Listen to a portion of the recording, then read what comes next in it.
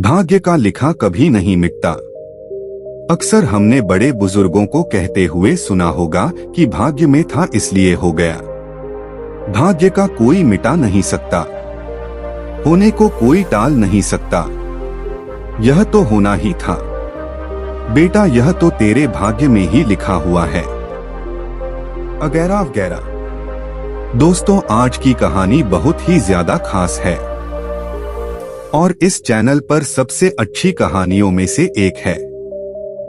तो कहानी सुनने से पहले मैं आपसे गुजारिश करूंगा कि आपने अगर चैनल को सब्सक्राइब नहीं किया है तो हमारे चैनल को सब्सक्राइब करें और वीडियो को ज्यादा से ज्यादा लाइक करें और अपने दोस्तों में शेयर करें। तो चलिए कहानी शुरू करते हैं बिना देरी के। किसी गांव में एक बहुत ही ज्ञानी पंडित रहता था। एक दिन वह अपने बचपन के दोस्त से मिलने के लिए दूसरे गांव में जा रहा था। उसका वह दोस्त बचपन से ही गूंगा और एक पैर से अपाहिज था। उस पंडित के गांव से उसके दोस्त का घर काफी दूर था। वहां जाने के लिए बीच बीच में कई सारे छोटे छोटे गांव पड़ते थे। पंडित रास्ते में अपनी धुन में चला जा रहा था। चलते चलते उसकी मुलाकात एक व्यक्ति से होती है। वह भी पंडित के साथ चलने लगता है। उस आदमी को देखकर पंडित बहुत खुश हो जाता है। उसने सोचा चलो अच्छा हुआ, साथ साथ चलने से उसका सफर आसानी से कट जाएगा। बात की शुरुआत करने के लिए उस पंडित ने उस व्यक्ति से उसका नाम पूछा तो उसने अपना नाम धर्मराज बताया। पंडित को यह नाम कुछ अजीब सा लगा, लेकिन उसने नाम के विषय में कुछ और पूछना उचित नहीं समझा। दोनों धीरे धीरे साथ में चल रहे थे, तभी रास्ते में एक गांव आता है। गांव का प्रवेश द्वार आते ही धर्मराज ने पंडित से कहा, तुम आगे चलो, मुझे इस गांव में एक काम है, मैं तुमसे आगे मिलता हूँ। पंडित ने कहा ठीक है। वह आगे रिश्ते में चल देता है। कुछ देर बाद उस गांव में खबर फैली कि एक व्यक्ति को सांड ने अपनी सींग में फंसाकर मार दिया है। जैसे ही सांड ने उस व्यक्ति को मारा, ठीक कुछ ही देर में धर्मराज पंडित के पास आ गया। फिर दोनों चलना शुरू कर देते हैं और चलते चलते एक दूसरे गांव के द्वार पर पहुंच जाते हैं। उस गांव के बाहर एक बड़ा और विशाल मंदिर बना हुआ था। वहां पर आराम करने की सुविधा काफी बढ़िया लग रही थी। पंडित के दोस्त का घर अभी वहां से बहुत दूर था और रात भी होने वाली थी। तो पंडित ने धर्मराज से कहा रात होने वाली है, पूरे दिन चलते चलते थक भी चुके हैं और भूख भी लग रही है, तो यहाँ पर भोजन करके यहीं पर हम विश्राम कर लेते हैं। फिर सुबह के समय आराम से आगे की यात्रा जारी करेंगे। धर्मराज ने कहा ठीक है, मुझे इस गांव में किसी को कुछ जरूरी सामान देने जाना है। तुम भोजन करके आराम करो, मैं बाद में आकर भोजन कर लूंगा। इतना कहकर वह वहां से चला जाता है। लेकिन उसके जाते ही कुछ ही देर बाद धुआं उठता हुआ दिखाई देता है और देखते ही देखते पूरे गांव में आग लग जाती है। पंडित ने हैरानी से सोचा कि यह धर्मराज जहां भी जाता है वहां कोई ना कोई अनहोनी जरूर हो जाती है। कुछ तो गड़बड़ है इस व्यक्ति में, लेकिन पंडित ने रात्रि में धर्मराज से कुछ भी पूछना उचित नहीं समझा। सुबह होते ही दोनों फिर से अपनी यात्रा शुरू कर देते हैं। कुछ देर चलने के बाद रास्ते में फिर से एक गांव आता है। धर्मराज ने फिर पंडित से कहा, आप आगे चलिए, मुझे इस गांव में अपने मित्र से मिलने जाना है। मैं अपने दोस्त से मिलने के बाद आगे रास्ते में मिलूंगा। यह कहकर धर्मराज वहां से चला गया, लेकिन पंडित इस बार आगे नहीं गया। वहीं खड़ा होकर धर्मराज को देखता रहा कि वह कहाँ जा रहा है और क्या करता है। तभी थोड़ी देर बाद लोगों की आवाज सुनाई देने लगी कि एक व्यक्ति को सांप ने काट लिया है और उसकी मृत्यु हो गई है। ठीक उसी समय धर्मराज फिर पंडित के पास पहुंच गया। लेकिन इस बार पंडित से रहा नहीं गया और उसने धर्मराज से पूछ ही लिया कि तुम जिस भी गांव में जाते हो वहां कोई ना कोई अनहोनी जरूर हो जाती है, क्या तुम मुझे बता सकते हो यह ऐसा क्यों हो रहा है? धर्मराज ने कहा, पंडित जी आप तो मुझे बहुत ज्ञानी मालूम पड़े थे, इसीलिए मैं आपके साथ चलने लगा था क्योंकि ज्ञानियों का साथ बहुत अच्छा होता है। परंतु आप अभी तक समझ नहीं पाए कि मैं कौन हूँ। पंडित ने कहा, मैं समझ गया हूँ लेकिन मुझे कुछ शंका है। अगर आप ही अपना उपयुक्त परिचय दे दे तो मेरे लिए आसानी होगी।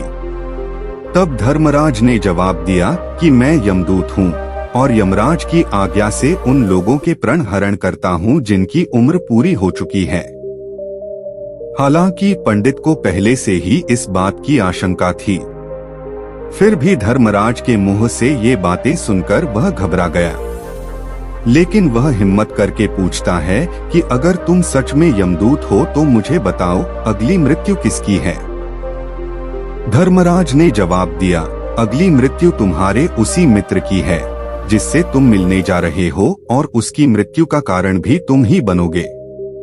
ये बात सुनकर पंडित सहम गया और सोच में पड़ गया कि अगर सच में यह धर्मराज यमदूत हुआ तो उसकी बात भी सच होगी और उसके कारण मेरे बचपन के सबसे अच्छे मित्र की मृत्यु हो जाएगी। तो सबसे अच्छा तो यही होगा कि मैं अपने मित्र से मिलने ही ना जाऊं। कम से कम मैं उसकी मृत्यु का कारण तो नहीं बनूंगा। धर्मराज ने मुस्कुराते हुए कहा, तुम जो सोच रहे हो वो सब मुझे पता है, मगर तुम्हारे अपने मित्र से मिलने ना जाने से नीति नहीं बदल जाएगी। तुम्हारे मित्र की मृत्यु तो निश्चित है और वह अगले कुछ ही पलों में घटित होने वाली है। महाकाल के मुंह से ऐसी बातें सुनकर पंडित को झटका लगा, क्योंकि महाकाल ने पंडित के मन की बातें पढ़ ली थी, जो कि एक सामान्य व्यक्ति के लिए संभव नहीं है। अब पंडित को विश्वास हो गया कि यह धर्मराज सचमुच में यमदूत ही है। जब पंडित को यह पूर्ण विश्वास हो गया कि धर्मराज जी यमदूत है तो वह घबरा गया। वह अपने मित्र की मृत्यु का कारण नहीं बनना चाहता था, इसलिए वह पलटकर अपने गांव की तरफ वापस जाने लगा। लेकिन जैसे ही पंडित वापस जाने के लिए मुड़ा, उसने देखा कि उसका मित्र तेजी से उसकी तरफ चला आ रहा है, जो कि पंडित को देखकर अत्यंत प्रसन्न दिखाई पड़ रहा था। अपने मित्र के आने की गति को देखकर पंडित को ऐसा लगा कि जैसे उसका मित्र काफी देर से उसका ही पीछा कर रहा है। लेकिन वह बचपन से ही गूंगा था और एक पैर से लंगड़ा भी था, इसलिए ना तो वह पंडित को आवाज देकर रोक पाया और ना ही उस तक पहुंच पा रहा था। लेकिन जैसे ही वह पंडित के पास पहुंचा, अचानक ही जमीन पर गिर पड़ा और उसकी मृत्यु हो गई। पंडित हक्का बक्का होकर धर्मराज की ओर देखने लगा, जैसे कि वह पूछना चाह रहा था कि आखिर क्या हुआ। धर्मराज पंडित के मन में उठ रहे प्रश्नों को समझ गए और बोले, तुम्हारे मित्र ने पिछले गांव में ही तुम्हें देख लिया था और मैं वहीं से ही तुम्हारा पीछा कर रहा था, लेकिन गूंगा और लंगड़ा होने की वजह से वह तुम तक नहीं पहुंच पाया। उसने अपनी पूरी ताकत लगाकर तुम तक पहुंचने का प्रयास किया, लेकिन बुढ़ापे में बचपन जैसी ताकत नहीं होती, इसलिए हार्ट अटैक होने के कारण उसकी मृत्यु हो गई, क्योंकि वह तुमसे मिलने के लिए अपनी सीमाओं को तोड़कर तुम्हारे पीछे भाग रहा था। इसलिए अपने मित्र की मृत्यु का कारण भी तुम ही कहलाओगे। अब पंडित को पूर्णतः यह विश्वास हो गया था कि धर्मराज एक यमदूत है और उसका कार्य जीवों के प्राण हरना है। लेकिन पंडित एक ज्ञानी व्यक्ति था। वह यह भी जानता था कि मृत्यु पर किसी का वश नहीं है, सबको एक ना एक दिन मरना ही है। यही सोचकर उसने अपने आप को संभाल लिया, लेकिन अचानक ही पंडित के मन में अपनी मृत्यु के बारे में जानने की इच्छा हुई। इसलिए उसने धर्मराज से पूछा कि जब मृत्यु मेरे दोस्त की होनी थी तो तुम शुरू से ही मेरे साथ क्यों चल रहे थे? यह प्रश्न सुनकर धर्मराज जोर से हंसा और बोला, मैं तो हर पल हर क्षण सभी के साथ चलता हूँ, किंतु लोग पहचान नहीं पाते, क्योंकि लोगों के पास अपनी समस्याओं के अलावा किसी और व्यक्ति, वस्तु या घटना के बारे में सोचने, समझने या उसे देखने का समय ही नहीं होता। पंडित ने कहा, तो क्या तुम ये बता सकते हो कि मेरी मृत्यु कब, कहाँ और कैसे होगी? महाकाल ने कहा, हालांकि किसी भी सामान्य जीव के लिए अपनी मृत्यु के बारे में जानना ठीक नहीं है, क्योंकि कोई भी जीव हो वो अपनी मृत्यु के बारे में जानकर बहुत दुखी हो जाता है। हालांकि तुम ज्ञानी व्यक्ति मालूम पड़ते हो और तुमने जिस तरीके से अपने मित्र की मृत्यु को सहन कर लिया है, उसे देखकर लगता है कि तुम अपनी मृत्यु के बारे में जानकर भी दुखी नहीं होंगे। तो तुम्हारी मृत्यु आज से ठीक 6 महीने बाद आज ही के दिन किसी दूसरे राज्य में फांसी लगने से होगी, और सबसे हैरानी की बात तो ये होगी कि तुम स्वयं ही खुशी से उस फांसी को स्वीकार कर लोगे। इतना कहकर धर्मराज वहां से चला गया, क्योंकि अब धर्मराज के पास पंडित के साथ चलते रहने का कोई कारण न था। इसके बाद पंडित ने अपने मित्र के शरीर का अंतिम संस्कार किया और यथाशक्ति उसका क्रियाकर्म करके अपने गांव वापस आ गया। लेकिन कोई व्यक्ति कितना भी ज्ञानी क्यों ना हो, अपनी मृत्यु के बारे में जानकर दुखी तो होता ही है, और मृत्यु से बचने का कोई ना कोई उपाय भी खोजता है। तो पंडित ने भी वही किया, क्योंकि पंडित विद्वान था, इसलिए उसकी पहचान उस राज्य के राजा तक थी। पंडित ने सोचा कि राजा के पास तो कई सारे ज्ञानी मंत्री हैं, वो मेरी मृत्यु से संबंधित समस्या का कोई न कोई समाधान निकाल ही लेंगे। पंडित यही सब सोचता हुआ राज दरबार में पहुंच जाता है और राजा को सारी घटना के बारे में बताता है। राजा ने अपने मंत्रियों को सारी समस्या बताई और उनसे सलाह मांगी। अंत में सभी ने विचार विमर्श करके कहा, अगर पंडित की बात सही है तो उसकी मृत्यु भी 6 महीने बाद ही होगी, लेकिन मृत्यु तो तब होगी जब वह किसी दूसरे राज्य में जाएगा। यदि वह किसी दूसरे राज्य में जाए ही ना, तो मृत्यु नहीं होगी। मंत्रियों की यह सलाह राजा को भी सही लगी। इसके बाद पंडित के रहने की सारी व्यवस्था महल में ही कर दी गई और राजा के आदेश के बिना उस पंडित से किसी को भी नहीं मिलने दिया जाता था। लेकिन पंडित कहीं भी आ जा सकता था, ताकि पंडित को ये ना लगे कि वो राजा की कैद में है, परंतु पंडित डर के मारे स्वयं ही कहीं आता जाता नहीं था। धीरे धीरे महीने गुजरे गए और पंडित की मृत्यु का समय नजदीक आने लगा, और अंततः वह भी दिन आ गया जिस दिन पंडित की मृत्यु होनी थी। जिस दिन पंडित की मृत्यु होनी थी, उसकी एक रात पहले पंडित डर के मारे जल्दी ही सो गया, ताकि जल्दी से वह रात बीत जाए और अगला दिन आ जाए, ताकि मृत्यु टल सके। लेकिन पंडित को नींद में चलने की बीमारी थी और अपनी इस बीमारी के बारे में वह स्वयं ही नहीं जानता था। तो फिर राजा, मंत्री या किसी वैद्य को इसके बारे में बताने का कोई प्रश्न ही नहीं उठता। पंडित अपनी मृत्यु को लेकर बहुत चिंतित था। वह पिछले कई दिनों से ठीक से सो भी नहीं पा रहा था, और नींद में चलने की बीमारी भी तभी होती है जब व्यक्ति ठीक से सो नहीं पा रहा हो। तो उस रात भी पंडित को नींद में चलने का दौरा पड़ा।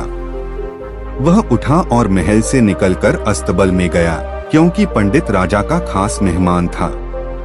इसलिए किसी भी पहरेदार ने उसे नहीं रोका और न ही किसी तरह की कोई पूछताछ की। अस्तबल में पहुंचकर वह सबसे तेज चलने वाले घोड़े की पीठ पर सवार होकर नींद में ही अपने राज्य की सीमा से बाहर दूसरे पड़ोसी राज्य में चला गया। इतना ही नहीं, वह दूसरे राज्य के राजा के महल में पहुंच गया। उस महल के पहरेदारों ने भी उसे नहीं रोका और न ही कोई पूछताछ की। सभी लोग रात्रि का अंतिम प्रहार होने के कारण गहरी नींद में थे। वह पंडित सीधे राजा के सैन्य कक्ष में पहुंचा, जहां राजा और रानी सो रहे थे। वह पंडित वहीं जाकर सो गया। सुबह हुई तो राजा ने पंडित को रानी के बगल में सोया हुआ देखा तो है बहुत क्रोधित हो गया। राजा ने पंडित को कैद करने का आदेश दे दिया। पंडित गिरफ्तार हो गया, लेकिन पंडित तो भौचक्का था। उसे तो कुछ समझ नहीं आ रहा था कि आखिर वह दूसरे राज्य में और राजा के सैन्य कक्ष में कैसे पहुंचा। लेकिन वहां उसकी ये सब सुनने वाला कोई नहीं था। राजा ने पंडित को दरबार में पेश करने का आदेश दिया। कुछ देर बाद उस पंडित को दरबार में लाया गया। पंडित को देखते ही राजा इतना आग बबूला हो गया कि उसे फांसी पर चढ़ा देने का हुक्म सुना दिया। फांसी की सजा सुनकर पंडित कांप गया, लेकिन फिर भी थोड़ी सी हिम्मत जुटाकर राजा से बोला, महाराज, मैं नहीं जानता कि मैं राजमहल तक कैसे पहुंचा। मैं यह भी नहीं जानता हूं कि आपके सैन्य कक्ष तक मैं कैसे आया, और आपके महल के किसी पहरेदार या सैनिक ने मुझे रोका क्यों नहीं। लेकिन मैं इतना जरूर जानता हूं कि आज मेरी मृत्यु होनी थी और वो होने भी जा रही है। राजा को यह बात थोड़ी अजीब लगी। उसने पंडित से पूछा, तुम्हें कैसे पता कि आज तुम्हारी मृत्यु होनी है? राजा के इस प्रश्न के जवाब में पंडित ने पिछले 6 महीने का सारा वाकया राजा को सुना दिया और बोला, महाराज, मेरा क्या किसी भी सामान्य व्यक्ति में इतना साहस नहीं कि वह राजा के सैन्य कक्ष में राजा की उपस्थिति में रानी के साथ सो जाए। राजा को पंडित की बात में थोड़ा तर्क दिखाई पड़ा, परंतु उसने सोचा कि यह मृत्यु से बचने के लिए धर्मराज और उसके द्वारा अपनी मृत्यु की भविष्यवाणी की कहानी बना रहा है। इसलिए राजा ने पंडित से कहा, यदि तुम्हारी बात सत्य है और आज ही तुम्हारी मृत्यु का दिन है, जैसा कि यमदूत धर्मराज ने तुमसे कहा था, तो आज तुम्हारी मृत्यु का कारण मैं नहीं बनूंगा। लेकिन यदि तुम्हारी बात झूठी निकली तो निश्चित ही आज तुम्हारी मृत्यु का दिन होगा, क्योंकि जिस राज्य से पंडित आया था उस राज्य का राजा इस राजा का मित्र था। इसलिए इस राजा ने तुरंत अपने कुछ सैनिकों को पड़ोसी राजा के पास भेजकर पंडित की बात की सत्यता का प्रमाण मांगा। भेजे गए सैनिक शाम तक लौटे और उन्होंने राजा को बताया कि महाराज, पंडित जो कुछ भी कह रहा है वो सब सत्य है। पड़ोसी राज्य के राजा ने पिछले 6 महीने से पंडित के रहने की सारी व्यवस्था अपने ही महल में कर रखी थी। पंडित राजा का खास मेहमान था। कल शाम राजा आखिरी बार पंडित से उसके कक्ष में मिले थे और उसके बाद यह इस राज्य में कैसे पहुंच गया, इसकी जानकारी किसी को भी नहीं है। इसलिए उस राज्य के राजा के अनुसार पंडित को फांसी की सजा देना ठीक नहीं है। लेकिन राजा के सामने एक नई समस्या थी, क्योंकि उसने बिना पूरी बात जाने ही पंडित को फांसी की सजा सुना दी थी। इसलिए अगर पंडित को फांसी नहीं दी जाती तो राजा के वचन का अपमान हो जाएगा, लेकिन अगर राजा की बात का मान रखा जाए तो बेवजह ही एक निर्दोष व्यक्ति की मौत हो जाएगी। राजा ने अपने सभी मंत्रियों से इस बारे में सुझाव मांगा तो मंत्रियों ने राजा को सुझाव दिया कि महाराज, पंडित को एक कच्चे सूत के धागे से फांसी लगवा दी जाए। इससे आपके कथन का भी मान रह जाएगा और कच्चे सूत के धागे से पंडित को फांसी भी नहीं लगेगी और उसके प्राण भी बच जाएंगे। राजा को मंत्रियों का यह सुझाव पसंद आया और उसने ऐसा ही करने का आदेश दे दिया। पंडित के लिए कच्चे सूत के धागे से फांसी का फंदा बनाया गया और नियम के अनुसार पंडित को फांसी पर चढ़ाया जाने लगा। सभी लोग बहुत खुश थे कि ना तो पंडित मरेगा और ना ही राजा का वचन खाली जाएगा। पंडित को भी पूर्ण विश्वास था, ये सूत के धागे से तो उसकी मृत्यु हो ही नहीं सकती। इसलिए उसी पर चढ़ने के लिए तैयार हो गया। जैसा कि धर्मराज ने भविष्यवाणी की थी कि तुम खुद ही अपनी फांसी को स्वीकार करोगे, लेकिन जैसे ही पंडित को फांसी दी गई, सूत का धागा तो टूट गया, लेकिन टूटने से पहले उसने अपना काम कर दिया था। पंडित के गले की एक नस सूत के धागे के झटके से कट चुकी थी और पंडित जमीन पर पड़ा तड़प रहा था। उसी पल उसके गले से खून की फुहार निकल रही थी और देखते ही देखते पंडित का शरीर पूरी तरह से शांत हो गया। सभी लोग आश्चर्यचकित थे और पंडित को मरता हुआ देख रहे थे। किसी को विश्वास नहीं हो रहा था कि कच्चे सूत के धागे से भी किसी इंसान की मृत्यु हो सकती है। लेकिन घटना तो घट चुकी थी। नियति ने अपना काम कर दिया था और धर्मराज की भविष्यवाणी सच हो चुकी थी। श्रीमद् भागवत गीता में भगवान श्री कृष्ण ने कहा है, जो होना होता है वो होकर ही रहता है। हम चाहे कितनी ही सावधानी बरतें, कितना ही उपाय कर लें, लेकिन घटना और घटना की पूरी प्रणाली पहले से ही तय होती है, जिसे हम थोड़ा सा भी इधर उधर नहीं कर सकते हैं। दोस्तों, शायद इसीलिए ईश्वर ने हमें भविष्य जानने की क्षमता नहीं दी है, ताकि हम अपने जीवन को ज्यादा बेहतर तरीके से जी सकें। और यही बात उस पंडित पर भी लागू होती है। अगर पंडित ने महाकाल से अपनी मृत्यु के बारे में ना पूछा होता तो 6 महीने तक राजा के महल में कैद रहकर डर डर कर जीने की बजाय ज्यादा बेहतर जीवन जीता। तो दोस्तों, उम्मीद करता हूँ आपको इस कहानी से एक अच्छी सीख मिली होगी। यह कहानी आपको कैसी लगी, हमें कमेंट बॉक्स में कमेंट करके जरूर बताएं। और इस वीडियो को अपने दोस्तों के साथ जरूर शेयर करें ताकि उन्हें भी इस कहानी से कुछ सीखने को मिल सके। धन्यवाद।